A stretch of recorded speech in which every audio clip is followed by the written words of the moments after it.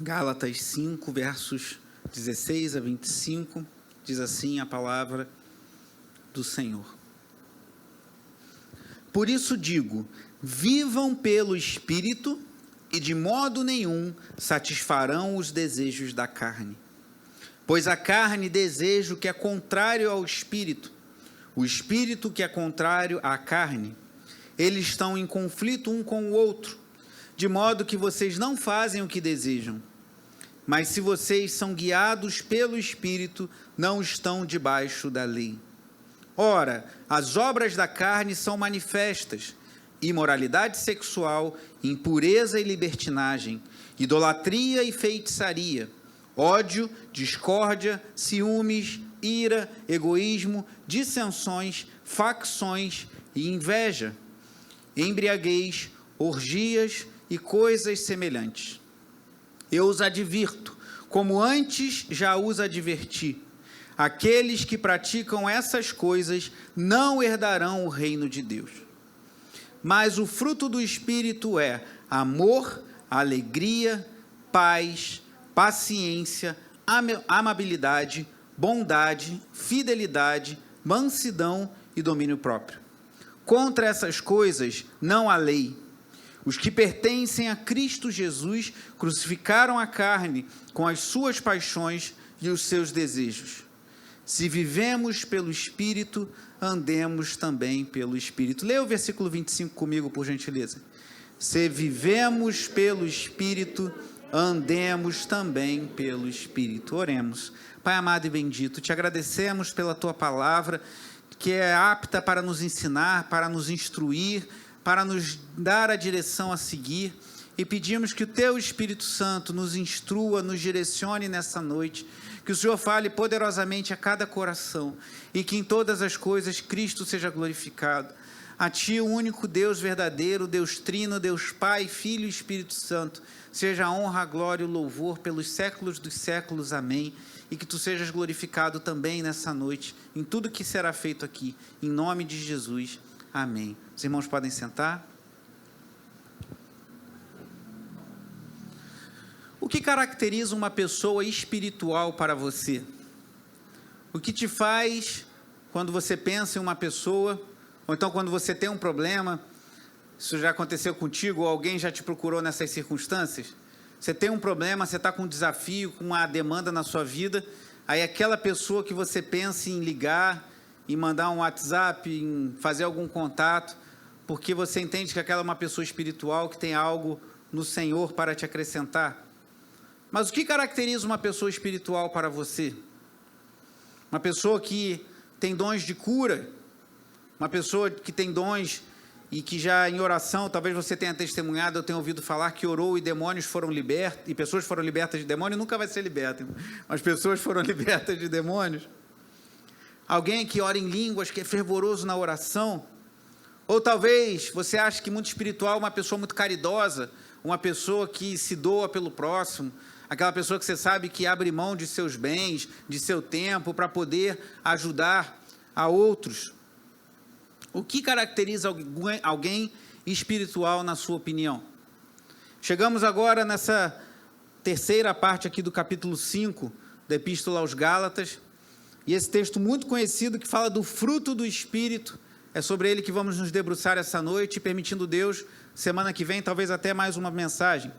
Pois é um texto muito rico, muito maravilhoso, e que nos mostra características de alguém que é cheio do Espírito Santo, características de alguém que vive pelo Espírito, como lemos aqui, características de alguém que anda no poder do Espírito Santo, características de alguém que segue aquilo que o apóstolo Paulo diz, não aos Gálatas, mas aos Efésios, em Efésios 5,18, não vos embriagueis com vinho no qual há dissolução, mas enchei-vos ou deixai-vos encher pelo Espírito de Deus.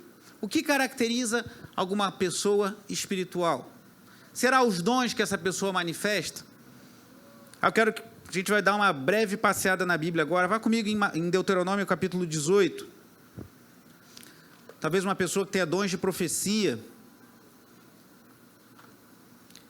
Essa semana eu passei para os irmãos um vídeo recente do bispo Walter McAllister, o bispo primaz da nossa denominação, e o título é curioso, é interessante, ele fala assim: não tenha vergonha do seu pentecostalismo, alguma coisa assim, porque nós somos pentecostais, nós cremos em dons, cremos que Deus cura hoje ainda, que Deus manifesta maravilhas no meio da igreja, que Deus concede dons espirituais às pessoas. Mas olha o que diz Deuteronômio capítulo 18, apenas os versículos 20 a 22. Mas o profeta que ousar falar em meu nome alguma coisa que não lhe ordenei, ou que falar em nome de outros deuses, terá que ser morto. Versículo 21. Mas talvez vocês se perguntem, como saberemos se uma mensagem não vem do Senhor?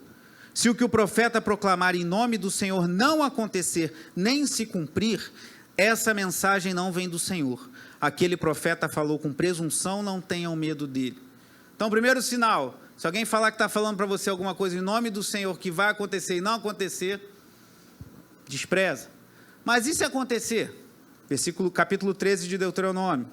Eu já falei isso aqui na igreja, mas, como diz Paulo aos Filipenses, não é pesado para mim, é segurança para vós falar as mesmas coisas. Deuteronômio 13, versículos 1 a 3. Se aparecer no meio de vocês um profeta, ou alguém que faz predições por meio de sonhos, e anunciar a vocês um sinal miraculoso ou um prodígio, se o sinal ou o prodígio de quem ele falou acontecer, agora não é não acontecer, mas acontecer, e ele disser, vamos seguir outros deuses, que vocês não conhecem, vamos adorá-los, não deem ouvidos às palavras daquele profeta ou sonhador. Preste bem atenção no final desse versículo. O Senhor, o seu Deus, está pondo vocês à prova para ver se o amam de todo o coração e de toda a alma. Então, o que vemos aqui é que já no Antigo Testamento, irmãos, lá no 5º livro da Bíblia, já há orientações que o povo de Deus tem que ser um povo atento, porque nem todo aquele que diz que está falando em nome de Deus, nós devemos dar ouvidos ou crédito, mesmo se a pessoa falar alguma coisa que venha a acontecer. Se ela quiser te desviar dos caminhos do Senhor, você deve desprezá-la. E no Novo Testamento? Tem vários textos, mas vamos apenas a um. Mateus capítulo 7, palavras do próprio Senhor Jesus Cristo. Evangelho segundo Mateus, capítulo 7.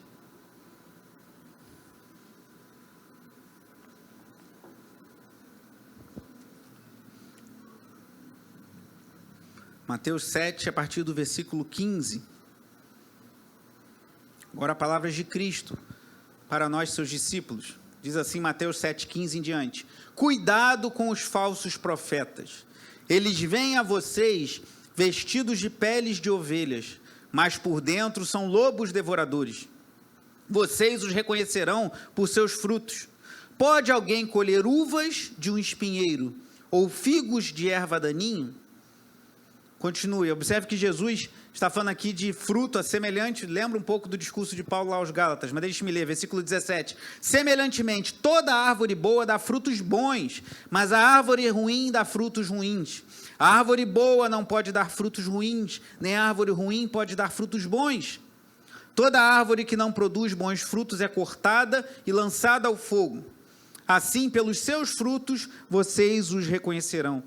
Nem todo aquele que me diz, Senhor, Senhor, entrará no reino dos céus, mas apenas aquele que faz a vontade de meu Pai que está nos céus. Muitos me dirão naquele dia, Senhor, Senhor, não profetizamos em teu nome? Em teu nome não expulsamos demônios e não realizamos muitos milagres? Então eu lhes direi claramente, nunca os conheci. Afastem-se de mim, vocês que praticam o mal. Então vemos aqui o próprio Senhor Jesus falando que surgirão falsos profetas. No texto que preguei de manhã recentemente aqui em nossa igreja, Mateus capítulo 24, versículo 24, o próprio Cristo também fala que surgirão falsos cristos e falsos profetas que, se possível fosse, enganariam até mesmo os eleitos. Então a palavra de Deus já tem provisão suficiente em termos de Antigo quanto de Novo Testamento, que nós cristãos temos que ser um povo de olhos bem abertos e de ouvidos também muito treinados, para não acharmos que só porque alguém fala que está falando em nome de Deus, que necessariamente aquela pessoa estará falando em nome de Deus. Mas e a caridade? Talvez você pense, tudo bem, É só um parêntese aqui, eu não estou dizendo que não exista mais profecia, tá, irmãos? Eu creio que a maior parte da profecia que existe hoje em dia é feita do jeito que estamos participando hoje aí, que Deus fala ao seu povo por meio da pregação, da exposição fiel, e eu aqui tentando, me esforçando para ser fiel na exposição da sua palavra. Mas eu creio, e já vivenciei isso na minha vida, de pessoas falarem coisas em nível pessoal, particular, e que de fato vieram da parte de Deus. Eu não estou dizendo que isso não aconteça, eu só estou falando que nós não podemos dar crédito a qualquer espírito, para usar o texto do apóstolo João, e devemos avaliar aquilo que chega a nós, que é muito crente, que qualquer coisa que alguém fala, se a pessoa falar assim diz o Senhor, a pessoa acredita em tudo, e não deve ser assim. Mas eu creio sim que Deus usa pessoas como já usou na minha vida, da minha esposa e de muitas pessoas. Mas se o fato de uma pessoa falar que diz em nome de Deus não é um selo garantido de que ela fala de fato da parte de Deus, temos que esperar os frutos que vêm de sua vida para confirmarmos isso, e mesmo se suas palavras serão confirmadas, o que falar da caridade? Aquelas pessoas generosas que ajudam o próximo, que tiram o que tem e o que não tem para colaborar com o outro. E aí um último texto para essa introdução, 1 Coríntios capítulo 13, o hino do amor, um texto belíssimo do apóstolo Paulo, que já foi, até virou música popular, ainda que eu falasse a língua dos homens e a língua dos anjos. 1 Coríntios capítulo 13, apenas os versículos iniciais. Diz assim, 1 Coríntios 13, ainda que eu fale as línguas dos homens e dos anjos, se não tiver amor, serei como sino que ressoa ou como prato que retine. Ainda que eu tenha o dom de profecia, saiba todos os mistérios e todo o conhecimento, e tenha uma fé capaz de mover montanhas, se não tiver amor, nada serei. E olha o que diz o verso 3, ainda que eu dê aos pobres tudo o que possuo, e entregue o meu corpo para ser queimado, se não tiver amor, nada disso me valerá. Então, mais uma vez, a palavra de Deus nos diz claramente, que o fato de alguém entregar a sua própria vida em sacrifício por uma causa, ou dar todos os seus bens em auxílio ao próximo, não necessariamente diz que aquela pessoa está fazendo isso para a glória de Deus. Mas o que caracteriza alguém espiritual, então? Se não é o fato de falar em nome de Deus, se colocar como um profeta de Deus, embora existam pessoas que são espirituais e que são de Deus e que de fato trazem palavras verdadeiras de Deus para a nossa edificação, para a nossa exortação e para a nossa consolação, como Paulo fala também aos Coríntios. Se não é alguém que se doa pelo próximo, que está disposto a abrir mão de sua própria vida, o que caracteriza alguém verdadeiramente espiritual? E aí voltemos a Gálatas, capítulo 5, pois aqui nós temos a descrição do fruto, não dos frutos, mas do fruto do Espírito. Algo que caracteriza alguém que realmente vive uma vida no Espírito Santo de Deus. E para surpresa nossa, não há aqui nada que remeta a dons, mas somente características morais, características de relacionamento, que devem estar presentes na vida de um verdadeiro discípulo de Cristo, que vive dependendo do Espírito Santo. Então, voltemos a Gálatas 5, versículo 22. Mas o fruto do Espírito é, e ele elenca 9 elementos aí, amor, alegria, paz, paciência, amabilidade, bondade, fidelidade, mansidão e domínio próprio. Contra essas coisas não há lei. Primeira coisa é que nós, como vimos aqui, não fala que são frutos, mas é um fruto. E uma ilustração que eu aprendi com as professoras de escola dominical infantil, embora eu não tenha passado minha infância na igreja, Deus já me alcançou, já tinha 22 anos, não tive esse privilégio que alguns aqui tiveram, mas que meus filhos estão tendo, mas já adulto, ouvindo de professoras da escolinha, essa ilustração que eu acho muito feliz, é como se fosse uma fruta, por exemplo, como um cacho de uvas. O cacho de uvas é um fruto que tem várias uvinhas ali que você pode se deliciar, se você, como eu, gosta de uvas. Ou uma ilustração que eu gosto mais ainda, que é de uma fruta maravilhosa que eu amo, talvez você goste também, que é a tangerina, irmão. Né, Marquinhos? Tangerina, que fruta abençoada. Eu acho que algumas frutas terão no céu, irmão. Acho que vai ter uma... Ou na terra, nos novos céus e nova terra, né? Vai ter uma... Como é que se chama? Pé de tangerina? Acho que é pé de tangerina. Não vou me arriscar a falar tangerineira, não sei como é que é. Já quando o Rodrigo sabe, né? Então, deve ter vários pés de tangerina nos novos céus e na nova terra, que tangerina é uma fruta muito abençoada, né, irmão? E se você, como eu, gosta daquela tangerina pocã, né, que ela é mais assim, ela destaca os gomos com mais facilidade, você vai lembrar facilmente que ela é um fruto, que é um fruto só. Você não chega na feira lá e fala, por favor, eu quero meia tangerina, eu quero 1/4 de tangerina, então eu quero 10 gomos de tangerina, e o cara tira lá para você e te entrega. Ele te vende uma tangerina. Um parêntese aqui falando sobre feira, eu amo ir à feira, irmãos. Eu glorifico a Deus na feira, eu vou passando assim, vendo a beleza de Deus. Então, quando você for na feira, se você estiver mal-humorado nesse dia, contemple a glória de Deus ali, quando você vê aquelas frutas. Primeiro olha para as frutas e contempla a glória de Deus, antes de olhar para o preço, irmão, senão você... 5 a 7 reais uma dúzia de banana está doendo a alma, mas... Tem um mamão, às vezes você vê com 9 reais um mamão formosa, e tu fala, meu Deus, esse mamão é muito formoso mesmo, ele tem que ser assim, de outro mundo. Mas você vê numa feira aquela variedade de frutos, de frutas, de verduras, aquele cheirinho do manjericão, irmãos. Às vezes dá vontade de passar do lado da barraca de verdura só para sentir aquele cheirinho de manjericão misturado com hortelã, que delícia. Deus criou todas essas coisas. Mas o fruto do Espírito é semelhante a uma tangerina, que você tem um fruto com diferentes gomos. E aqui Paulo coloca 9 gomos que estão ali. E ele faz uma analogia aqui, que o saudoso pastor John Stott, um grande expositor da Bíblia, ele faz uma ligação com o capítulo 6, que nós chegaremos daqui a pouco, mas já vamos nos adiantar aqui. Avance para Gálatas 6, versículo 7. Também uma analogia da agricultura. Diz assim, Gálatas 6, 7. Não se deixem enganar, de Deus não se zomba, pois o que o homem semear, isso também colherá. Versículo 8. Quem semeia para a sua carne, da carne colherá destruição. Mas quem semeia para o Espírito, do Espírito colherá a vida eterna. E a Raquel dando glória, hein? Então, Paulo usa uma analogia da semeadura, que se você semear para a carne, vai colher corrupção, e semear para o Espírito, colherá a vida eterna. E o pastor John Stott, com muita felicidade, fez esse link entre esse texto e o fruto do Espírito. E ele chama a atenção que é o fruto do Espírito, mas é um fruto. Diferente das obras da carne, que são múltiplas, e nós podemos construí-las num aspecto destrutivo, que são todas ruins, o fruto do Espírito é um só, que é concedido pelo Espírito, mas é um fruto. E é o primeiro ponto, eu quero chamar a atenção aqui, é que o fruto do Espírito, por ser um fruto e ter esse aspecto de agricultura, tudo que aquilo que você vai semear, você precisa preparar o terreno.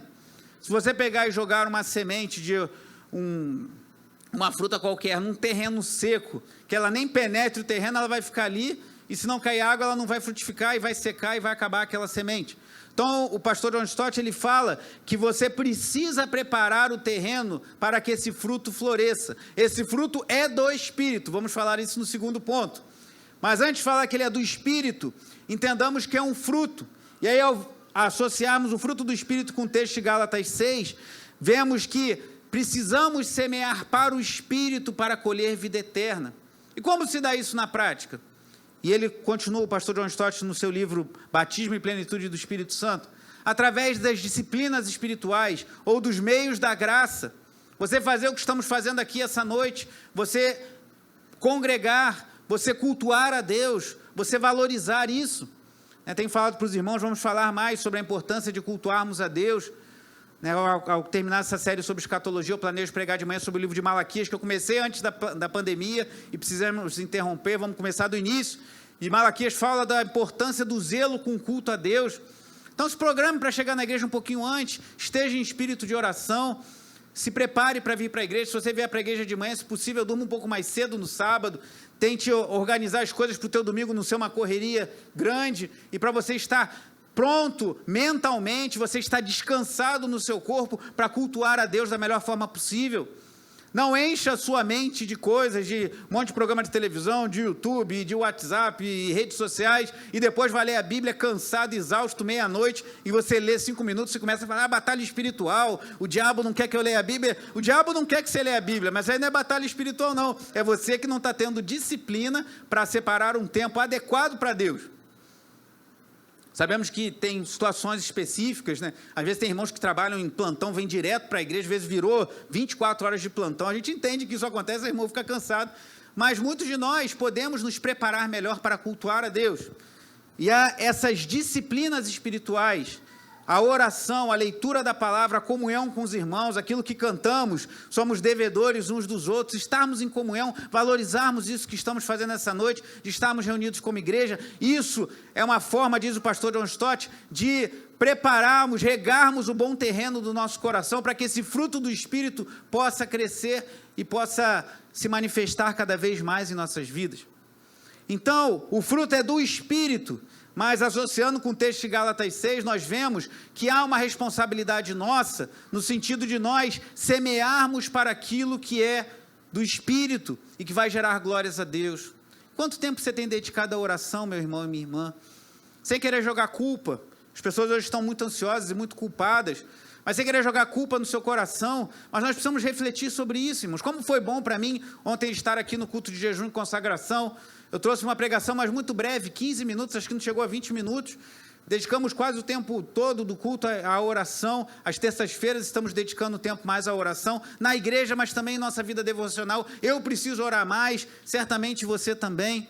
Quanto tempo temos dedicado à palavra de Deus, essas disciplinas espirituais, a participação na vida da igreja, o zelo, o compromisso, para sempre que possível vir preparado para a igreja, descansado, com a mente aquietada, com o coração cheio de expectativa para ouvir de Deus e para cultuar a Deus. Isso são meios que nós vivemos, disciplinas para que o terreno do nosso coração esteja mais preparado para o fruto do Espírito se manifestar. Isso é o que nós fazemos, mas existe muitas coisas que nós não podemos fazer, porque ele é um fruto, e há esse aspecto agrícola que nós investimos para preparar nossos corações cada vez mais e semear para o Espírito, como vimos no capítulo 6 e veremos mais à frente, mas ele é um fruto do Espírito. E aí, irmãos, se o fruto nos chama a atenção da nossa disciplina para crescermos espiritualmente, o fato de ser do Espírito Santo de Deus nos mostra que nós devemos ter humildade e paciência, porque é Deus quem opera em nós, irmãos. Se nós pensarmos, então, é só ser muito disciplinado, é só acordar 1 hora mais cedo e ficar orando, e ler mais a Bíblia, escutar pregações, escutar louvores, e viver uma vida muito religiosa. Você pode cair no erro que eu estou falando aqui, há mais de 10 mensagens, que é o contexto, o bojo aqui de Gálatas. Paulo está falando contra os judaizantes, que entendiam que podiam ganhar o mérito de Deus pelas suas boas obras, por guardarem a lei. Então não é esse o caminho. Como disse na mensagem de semana passada, não devemos viver uma vida libertina, uma vida entregue aos prazeres da carne, mas também não podemos viver uma vida religiosa, que encontraremos a morte espiritual da mesma forma, irmãos. A religiosidade mata a vida do cristão, assim como uma vida libertina igualmente mata. Lembra que eu falei dos 2 rios semana passada? A ilustração do pastor John MacArthur. Um rio límpido e bonito é o rio da religiosidade, que você olha, ele é límpido, cristalino, como a vida de uma pessoa religiosa. Você fala, olha que fulano, ele paga suas contas, ele não trai a sua esposa, ele honra os seus compromissos, ele é fiel da igreja, ele chega cedo, ele faz os compromissos, ele é todo certinho. E aquela pessoa religiosa que você fala, meu Deus, isso aí, a vida dele parece... E ele fala que esse rio é claro e cristalino da vida religiosa, mas se você adentrar por ele, ele tem uma correnteza violenta que vai te jogar contra a pedra, ou então você vai morrer afogado, porque a vida religiosa mata a alma, irmãos. E religiosa que eu digo aqui, é no sentido de você tentar alcançar os méritos diante de Deus pelos seus próprios esforços. É isso que Paulo está falando em Gálatas desde o início. E se quiser, eu te convido a ouvir as mensagens anteriores, estão todas aí no nosso YouTube, uma playlist com todas as mensagens de Gálatas. Paulo está falando isso aos Gálatas o tempo todo, então não resolve. Mas a ilustração do John MacArthur, se a religiosidade é como um rio cristalino, mas que te afoga ou te mata, te jogando contra uma pedra com as suas correntezas violentas, a libertinagem, uma vida imoral, é um rio sujo, imundo, que você consegue navegar nele, você adentra para uma vida imoral, para uma vida de prostituição, para uma vida de imoralidade, para uma vida de um palavreado que desagrada a Deus, para uma vida promíscua, para uma vida de pornografia, para uma vida de outros pecados que não só de ordem sexual, e a tua vida vai levando. E aparentemente você talvez até se sinta melhor do que estava antes. e com o tempo você vai acabando anestesiando a sua mente, mas ele diz que esse rio imundo da vida imoral, ele vai envenenando a sua alma e você encontra igualmente a morte. Então, qual é o caminho para chegar a Deus? E ele diz, é uma ponte por sobre esses dois rios, que se chama a cruz de Cristo, a pessoa e a obra de nosso Senhor e Salvador Jesus Cristo. Só Cristo pode nos levar em segurança aos braços do Pai, só Ele pode restaurar as nossas almas. A religião não é suficiente para isso, muito menos uma vida imoral. Então, eu não estou dizendo com isso que se nós fizermos tudo certo, vamos desfrutar do fruto do Espírito, porque é um fruto, mas é um fruto do Espírito, irmãos. O Espírito Santo é que constrói isso, que gera isso, porque não é algo mecânico, é algo orgânico. Ele que faz com isso brote em nossos corações. Então, se nós podemos fazer alguma coisa para que o terreno fique mais preparado com uma vida disciplinada espiritual, há muita coisa que nós não podemos fazer. E esse crescimento, ele é paulatino, ele é gradual. Esse crescimento no Espírito, ele vai acontecendo aos poucos.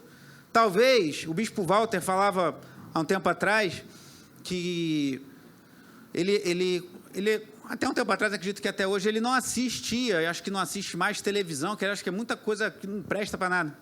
Ele disse que eu não sei por que cargas d'água, ele e sua esposa Marta foram assistir um programa de televisão, ou um filme, acho que um filme que eles tinham assistido há muitos anos atrás. E eles, ao assistirem aquele filme, tinha alguma coisa de imoralidade, mas não era um filme pornográfico, não era nada assim. Mas alguma coisa que o feriu, o incomodou. E ele falou, mas há 20 anos atrás, há 25 anos atrás, quando eu assisti esse filme, não me incomodou. Mas por quê? Ele crê que ele foi crescendo, amadurecendo no Senhor, e coisas que talvez no início não o incomodassem, hoje já o incomodam, porque ele está mais maduro no fruto do Espírito, e ele quer cada vez mais estar distante desse mundo imoral no qual nós vivemos. Então, o fruto ele é gradual, uma obra do Espírito Santo, e aos poucos você vai se apegando mais às coisas de Deus, aos poucos nós vamos amando mais a palavra de Deus, aos poucos nós vamos tendo mais essas características que vamos ver agora e na semana que vem, se Deus assim permitir. Então, é um fruto, e nós devemos preparar o terreno para esse fruto com aquilo que nos é possível, mas devemos saber também que a produção desse fruto é obra do Espírito Santo, e só Ele pode produzir isso em nós. Mas quais são os gomos dessa tangerina? O terceiro ponto aqui e último. Mais uma vez, o pastor John Stott, ele divide em 3. Há várias divisões que fizeram desse fruto. E ele dividiu em 3 partes, eu achei interessante. Primeiro, ele diz do nosso relacionamento com Deus: amor, alegria e paz. Porque nós temos amor, e o amor aqui, a palavra no grego é ágape, que é um amor sem interesse, é um amor que se entrega, é o amor de Deus por nós, pois nós não tínhamos nada para oferecer a Deus, mas Ele nos amou e Ele veio a nós com um amor incondicional e um amor irresistível. Então, esse amor que Deus nos invade, que nós devemos ter um pelo outro. A alegria, irmãos, é uma alegria plena e certa por quem Deus é. Eu gosto muito do cântico que foi ministrado hoje, aquele que fala de Jesus é tudo que eu... Como é que é? Estou satisfeito, eu tenho... Deus me deu tudo. Acho lindo esse cântico, estou satisfeito, eu tenho Cristo em minha vida. Quando nós entendemos esse fruto do Espírito Santo começa a brotar em nossos corações, irmãos, nós começamos a ter alegria nas coisas de Deus. E aí, se a nossa alegria estiver ancorada em Deus, Deus não muda, Deus não tem sombra de mudança, Deus não tem mau humor, Deus não tem diferença por qualquer circunstância, Ele é o Deus eterno e imutável. E se a nossa alegria estiver em Deus e naquilo que Deus faz por nós, será uma alegria permanente. Passaremos por lutas, choraremos, lamentaremos, sim, mas teremos uma alegria verdadeira no Espírito, que essa alegria está em Deus. E paz, irmãos. Jesus falou, a minha paz vos dou, não a paz que o mundo dá, mas a minha paz vos dou.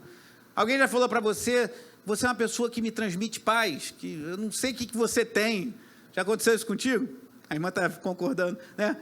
A pessoa chega para você, eu não sei o que você tem, mas tem um brilho nos seus olhos, tem uma coisa, quando eu estou do seu lado eu sinto paz. Porque nós temos paz com Deus por intermédio de Cristo, pois estávamos separados e em Cristo nós somos reconciliados com Deus. Então, amor, alegria e paz, ele diz que diz respeito ao nosso relacionamento com o nosso Criador. Já paciência, amabilidade e bondade dizem respeito aos nossos relacionamentos horizontais.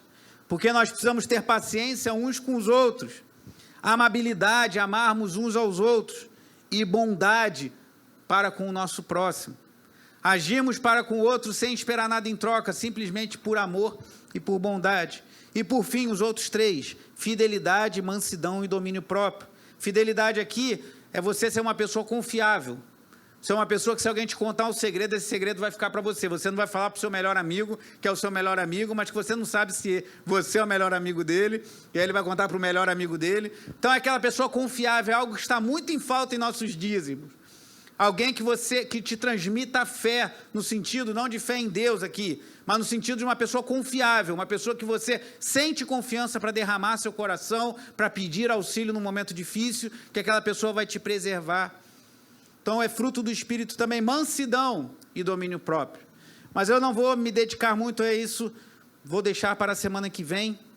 Mas o que eu quero chamar a atenção aqui é que dividindo dessa forma, que os 3 primeiros elementos dizem respeito à nossa relação com Deus, os outros 3 com a nossa relação com o próximo, e os 3 últimos com a nossa relação íntima, coisas do nosso caráter que devemos desenvolver para a glória de Deus. Nós vemos aqui uma figura do que Jesus disse lá em Mateus 22, vá comigo em Mateus 22. Quando questionado qual seria o maior mandamento,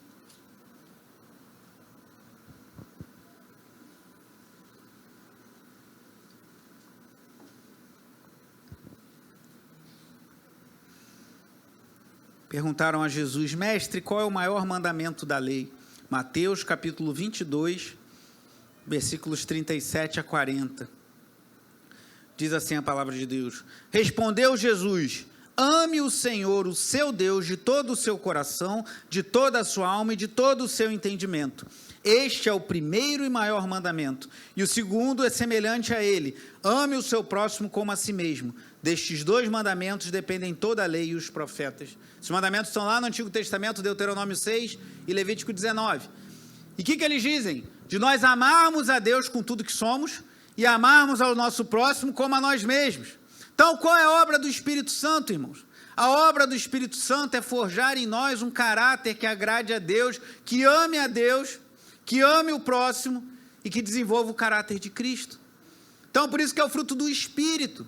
E se nós tentarmos fazer isso pela força do nosso braço, não conseguiremos. Porque é fruto do Espírito. E nós carecemos que o Espírito Santo desenvolva esse bendito fruto em nossos corações. Vá comigo em Romanos capítulo 8. Hoje estamos passeando um pouco mais pela Bíblia do que costumo fazer.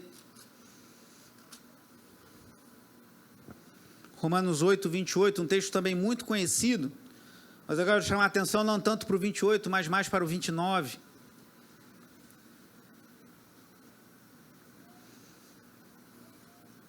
Romanos 8, 28 a 30. Sabemos que Deus age em todas as coisas para o bem daqueles que o amam, dos que foram chamados de acordo com o seu propósito. E olha o que diz o verso 29. Pois aqueles que de antemão conheceu, também os predestinou para serem conformes à imagem de seu Filho, a fim de que ele seja o primogênito entre muitos irmãos. E aos que predestinou também chamou, aos que chamou também justificou, aos que justificou também glorificou. O que está dizendo aqui? O capítulo 8 fala da obra do Espírito Santo, que o propósito de Deus, e alguns falam, todas as coisas cooperam para o bem daqueles que amam a Deus, então tem que ser muito feliz, tem que ter o carro que eu sonho, tem que ter o apartamento dos meus sonhos, tem que fazer a viagem que eu sempre sonhei. O bem que Paulo está falando aqui, inspirado pelo Espírito Santo, não é esse. O bem para o qual todas as coisas cooperam para aqueles que amam a Deus, está no verso 29 que lemos: sermos conformes à imagem de Cristo, o Filho de Deus. Esse é o bem e essa é a obra do Espírito Santo. Então tem horas que vai doer, irmãos, que é como se fosse a gente estivesse sendo forjado. Já viu alguém que trabalha com marcenaria, que pega aquele formão e vai, tirando lascas da madeira? Deus, como se estivesse tirando lascas, tirando pedaços do Espírito Santo que desagradam a Deus, para que nós tenhamos o caráter de Cristo, para que nós sejamos feitos conforme a imagem de Jesus Cristo, nosso Senhor.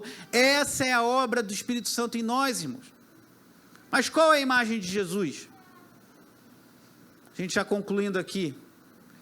Se você tivesse que definir, que descrever como é Jesus, o que você diria? Essa imagem para a qual Deus está nos moldando, está nos forjando, está nos... Eu esqueci o nome daquele, é formão? Que fica fazendo assim na madeira? Não sei se tem algum marceneiro. É isso, Valquir? Então, que Deus está tirando, esculpindo em nós a imagem de Cristo. Mas se você tivesse que definir Cristo, como você definiria? Como um belo ator de Hollywood de cabelos longos e loiros e olhos azuis? Certamente o Jesus que andou na Palestina lá no primeiro século não era assim, porque os judeus não tinham essas características. Como alguém definido de uma forma ou de outra, nós não sabemos, irmãos. Não há como reconstituir o exato aspecto físico de Jesus Cristo, nosso Senhor. Mas há como nós temos uma imagem, um retrato muito claro de seu caráter. E aí voltemos a Gálatas 5. Porque aqui nós temos uma descrição, não hollywoodiana, não como numa figura ou num filme, mas uma descrição muito clara do nosso próprio Salvador. Porque você vendo essas características do fruto do Espírito, você vê a própria pessoa de Jesus, que foi o homem que mais fruiu, que mais vivenciou cada um desses aspectos do fruto do Espírito. Gálatas 5:22. Mas o fruto do Espírito é amor, alegria, paz, paciência, amabilidade, bondade, fidelidade, mansidão e domínio próprio. Cristo tem todas essas características. E o propósito do Espírito Santo é fazer-nos semelhantes a Ele, como vimos lá em Romanos 8. Então, permitindo Deus, semana que vem voltaremos a esse texto e desembrulharemos com um pouco mais de detalhes cada uma dessas 9 características ou desses 9 gomos desse fruto do Espírito. Mas desde já eu queria chamar a atenção para esses 3 pontos que compartilhei com os irmãos essa noite. Que é um fruto. Então há em nós uma demanda, como diz o pastor John Stott, por disciplina espiritual. Não por uma vida religiosa. Me perdoe ser insistente, porque se eu não falo isso, eu estou ferindo todo o contexto da Epístola aos Gálatas e eu não tenho autoridade, não tenho autorização para fazer isso. Mas uma vida disciplinada para a glória de Deus, com alegria no Espírito. O fruto é do Espírito. Então, se devemos ter disciplina, devemos ter humildade e fé de que o Espírito Santo está trabalhando em nós e que nós devemos crescer nesse fruto. Que nós devemos desenvolver essas características.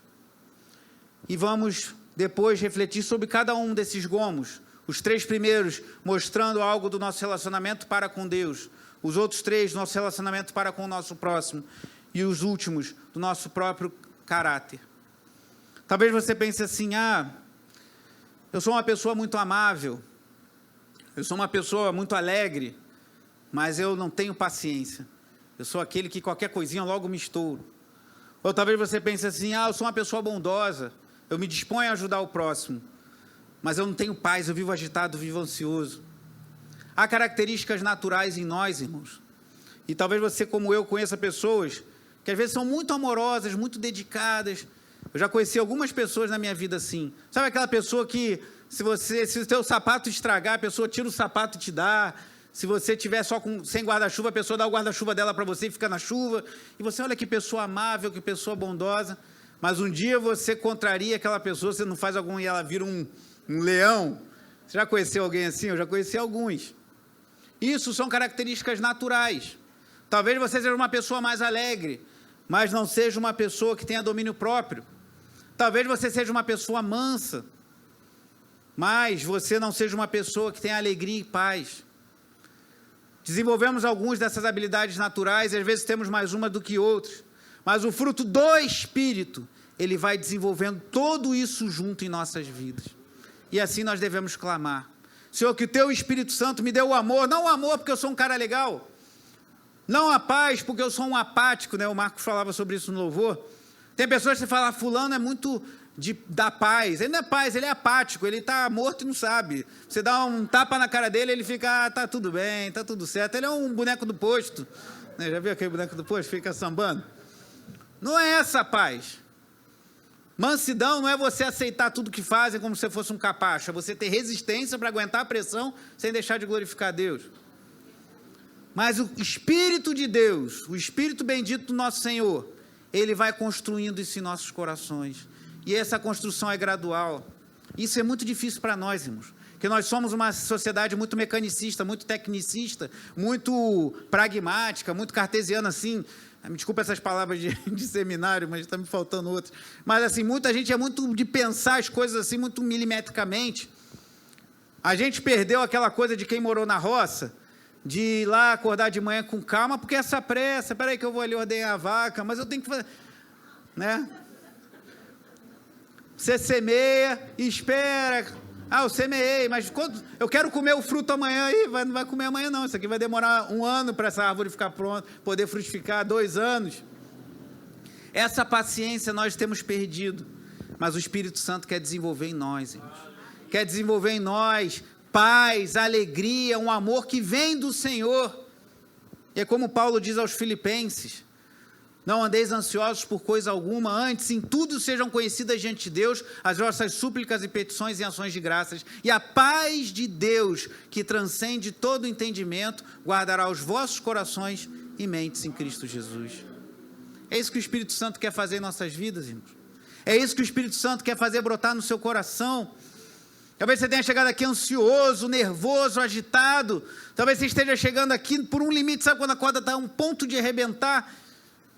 E o Espírito Santo está te falando: eu quero forjar em você o caráter de Cristo. Eu quero que você se aprofunde no amor de Deus. Eu quero que você conheça a verdadeira paz que é somente em Cristo. Eu quero que você tenha alegria verdadeira, uma alegria que independe das circunstâncias desse mundo. Eu quero que você tenha longanimidade, paciência para com o seu próximo, assim como Cristo tem conosco. Quero que você tenha domínio próprio, mansidão, bondade. Que nós possamos preparar o bom terreno, com uma vida que glorifique a Deus, sem ser uma vida religiosa, mas que nós possamos clamar ao Espírito Santo, porque esse fruto é do Espírito, e só Ele pode gerar isso em nossos corações. Isso porque, irmãos, Cristo morreu naquela cruz, porque o Espírito veio a nós. Aqui em Gálatas, eu não ia ler, mas para concluir, que li semana passada, Gálatas 4:4, mas quando chegou a plenitude do tempo, Deus enviou o seu Filho, nascido de mulher, nascido debaixo da lei, porque Jesus era judeu, a fim de redimir os que estavam sob a lei, para que recebêssemos a adoção de filhos. E porque vocês são filhos, Deus enviou o Espírito de seu Filho ao coração de vocês, e ele clamava: Pai. Isso só é possível, irmãos, porque o Deus que enviou o seu Filho unigênito, para que todo que nele crê não pereça, mas tenha vida eterna, enviou o seu Espírito aos nossos corações, e esse Espírito que gera em nós o fruto, que é amor, alegria, paz, e tudo mais que veremos aí nos próximos cultos à noite, se Deus assim permitir. Como tem estado sua vida? Esse fruto tem brotado, tem prosperado?